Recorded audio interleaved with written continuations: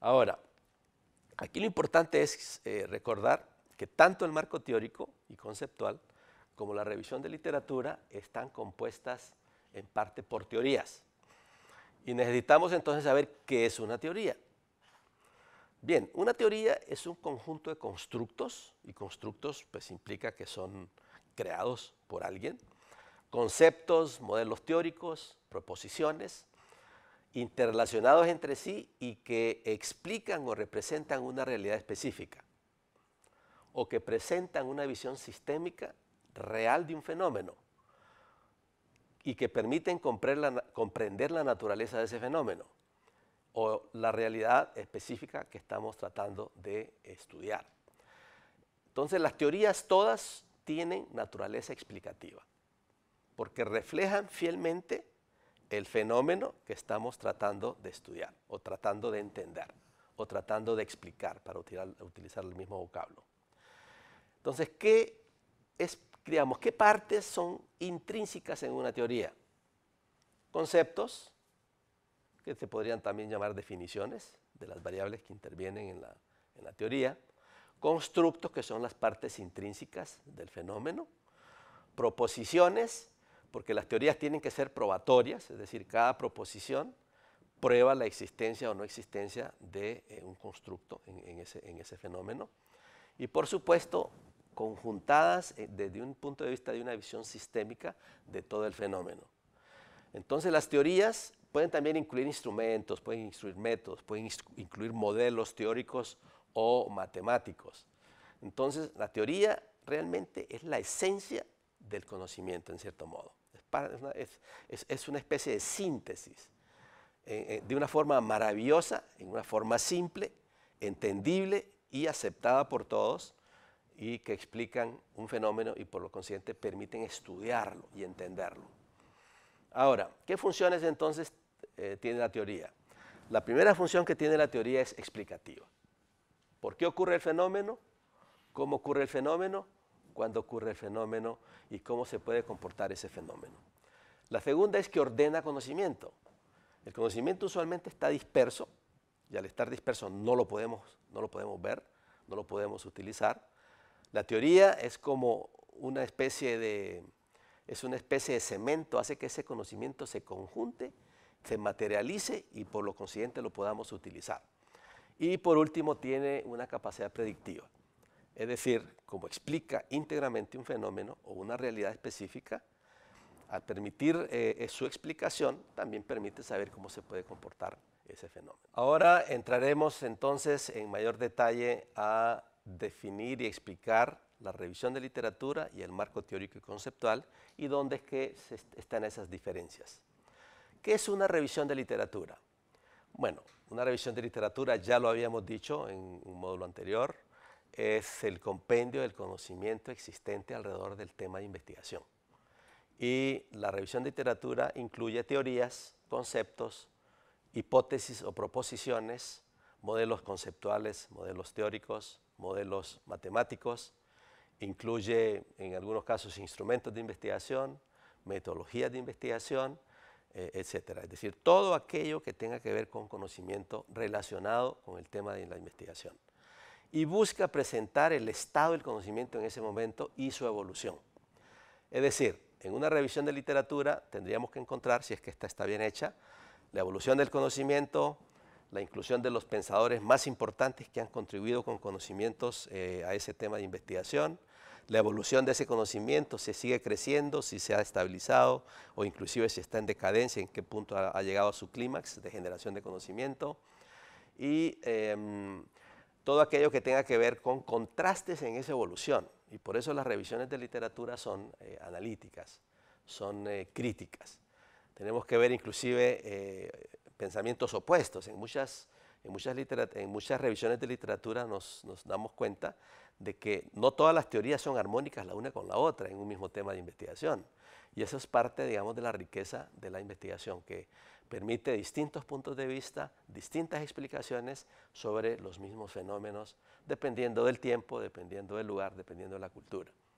Eso sí, todas las revisiones de literatura deben estar basadas en fuentes bibliográficas 100% confiables.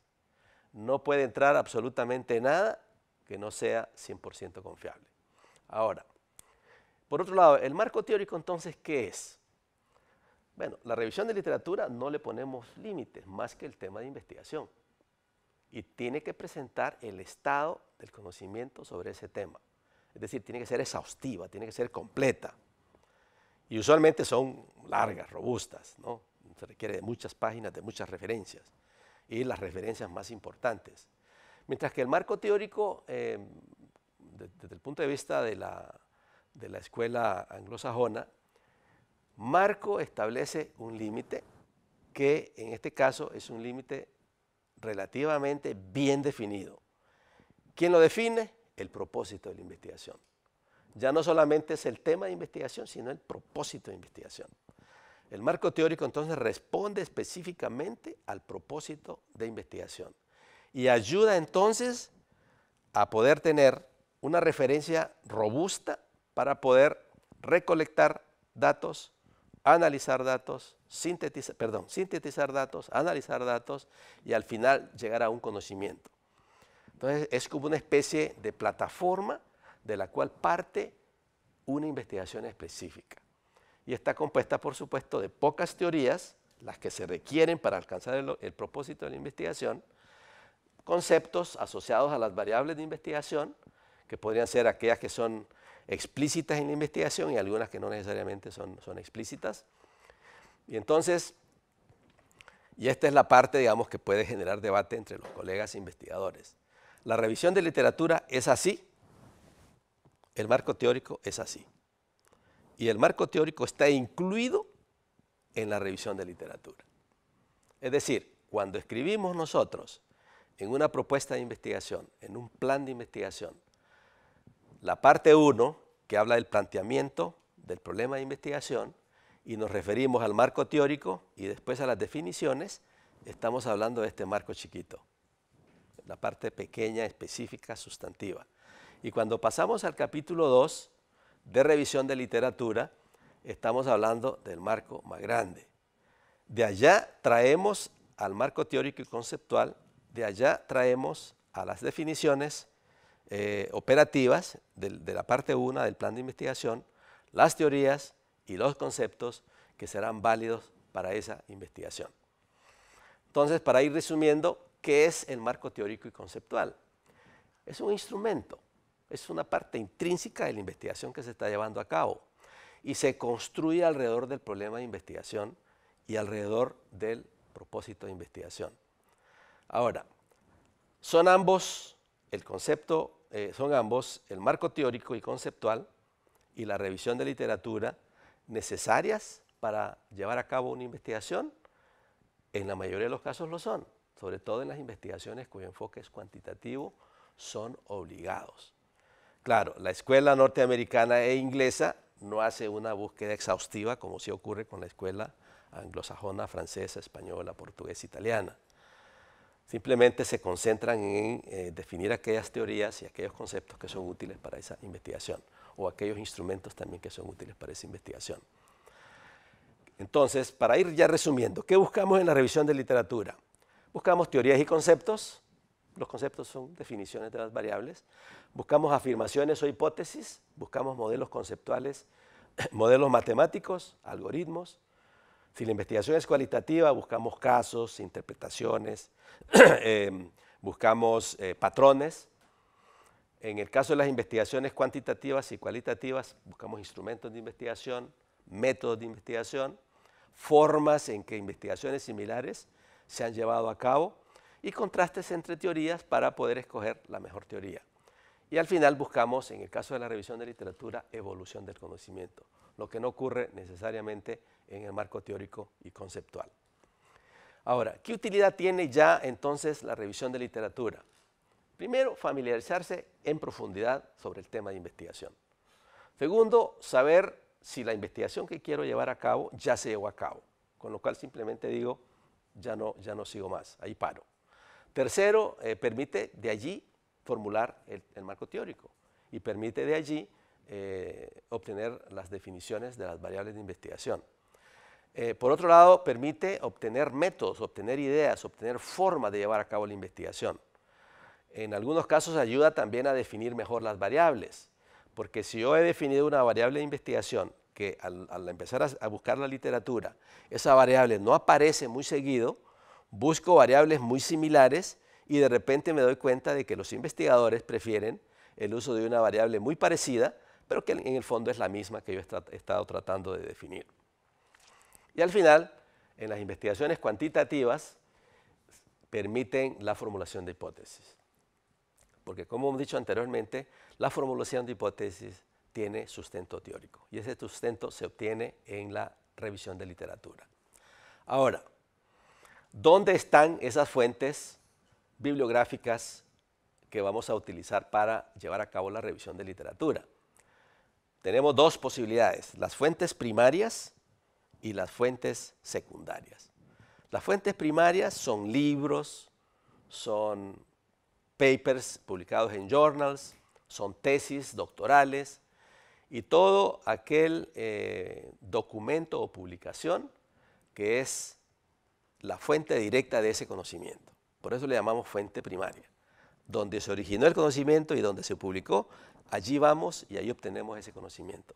Pero está la segunda posibilidad, que son las fuentes secundarias. ¿Qué son las fuentes secundarias? Publicaciones que resumen conocimiento de investigación. Algunos libros, por ejemplo, podrían ser fuentes secundarias. Otras revisiones de literatura podrían ser fuentes secundarias. Ahora, mi consejo, con muchos años investigando, es que las fuentes secundarias para llevar a cabo una revisión de literatura nos deben de servir simplemente para encontrar esas fuentes primarias, no utilizar fuentes secundarias en una revisión de literatura. Por dos razones. La primera es que puede que estos revisores anteriores no han extraído el conocimiento más importante de las publicaciones que han ellos utilizado para llevar a cabo esas revisiones. Y segundo, probablemente, inclusive no se descarta, puede haber errores. Y si yo copio, es decir, si yo tomo ese conocimiento de una revisión de literatura anterior y hay un error, voy a empezar a multiplicar ese error. Y esto pues es un pecado capital en la investigación. Ahora, estamos hablando entonces de la confiabilidad de las fuentes bibliográficas. Hay fuentes de alta confiabilidad, de mediana confiabilidad y de baja o no confiabilidad. ¿Cuáles son las fuentes de alta confiabilidad? La primera y más importante, papers publicados en journals prestigiosos que tienen comité editorial, que tienen revisores ciegos de los artículos y que, digamos, para que un artículo sea publicado pasan por un proceso de revisión exhaustiva y altísimamente confiable. Otra fuente serían libros publicados por grandes casas editoras, prestigiosas casas editoras de porte mundial.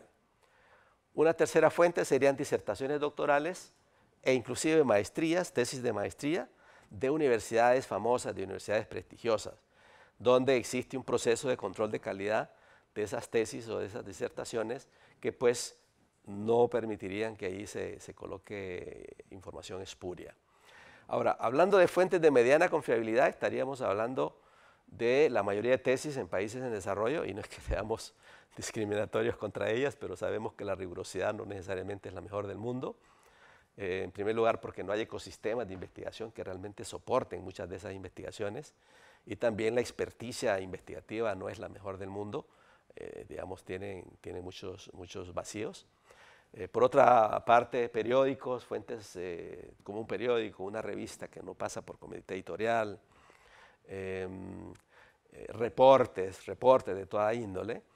Y por supuesto, las fuentes no confiables, la principal es la web. La web no puede utilizarse directamente como fuente de conocimiento. Sí se puede usar, y es lo que hacemos todos ahora, para ir y encontrar el conocimiento de la fuente más potente, de la más confiable. Pero hacer una referencia directamente de la web y decir tomado de o adaptado de y poner una URL, la URL, digamos, del sitio web de donde se obtuvo esa información, no es recomendado para nada al momento de hacer una revisión de literatura. Ahora, Y en el caso de las revisiones de literatura y del marco teórico, los insumos, por supuesto, son las variables de investigación. Es una de las maneras de ir a buscar ese conocimiento utilizando las variables de investigación en las bases de datos para hacer esas búsquedas. Y la otra, por supuesto, es la hipótesis de investigación, si esta fuese cuantitativa. Y para ir ya terminando un poco este tema, las funciones del marco teórico, como ya dije, son, en primer lugar, delimita el área de investigación apoyada en el propósito de la investigación, sugiere guías para la investigación y compendia las principales teorías y principales conceptos aplicados a nuestra investigación. Y al final, si es que la investigación también tiene un proceso de hipotetización, nos ayuda a sustentar las hipótesis que vamos a tratar de probar al final de la investigación. Entonces, ya para terminar, el proceso de revisión de literatura y del cual sale el marco teórico y conceptual de la investigación, comienza con la definición del qué, es decir, enunciando la idea de investigación, haciendo el planteamiento del problema de investigación y definiendo el propósito y la pregunta de investigación, siguiendo con una elaboración de un mapa para hacer búsqueda de literatura, y vamos a mostrar uno en unos minutos. Luego, identificación de las bases de datos, donde vamos a ir a buscar las referencias. Luego viene allí el trabajo duro, tedioso, y que se necesita pues mucha paciencia y mucho tiempo, y es colectar todo ese conocimiento, sintetizarlo, analizarlo críticamente y escoger qué es lo que voy a incluir en la revisión de literatura y qué voy a dejar fuera de ella, y más adelante qué voy a incluir en el marco teórico y qué voy a dejar fuera de él. Y al final pues hacer una redacción utilizando lenguaje técnico, lenguaje investigativo, y asegurándonos de que toda la referenciación se hace de forma correcta, en nuestro caso siguiendo las normas de la APA, y que al final la lista de referencias es completa. No falta ni falla absolutamente, ni falta absolutamente ninguna, y por otro lado que esas citaciones sean completas, es decir, que cada citación en esa lista de referencias me permita a mí y a quien sea volver a ir a encontrar esa fuente de conocimiento. Aquí podemos ver un mapa, una vertebración del índice para hacer una revisión de literatura basada en variables. Podemos ver que tenemos la variable 1, la variable 2, la variable K o X, subvariables, que es un término más para búsquedas, no se usa oficialmente en investigación, y después las referencias que están asociadas a cada variable o subvariable de investigación. Y por supuesto, la forma, digamos, de aproximarnos para ir a buscar los datos puede ser por hipótesis, por teoría, por autor, por variable de investigación o por modelo de investigación. La que yo uso y la que yo recomiendo es por variable de investigación y también por autor.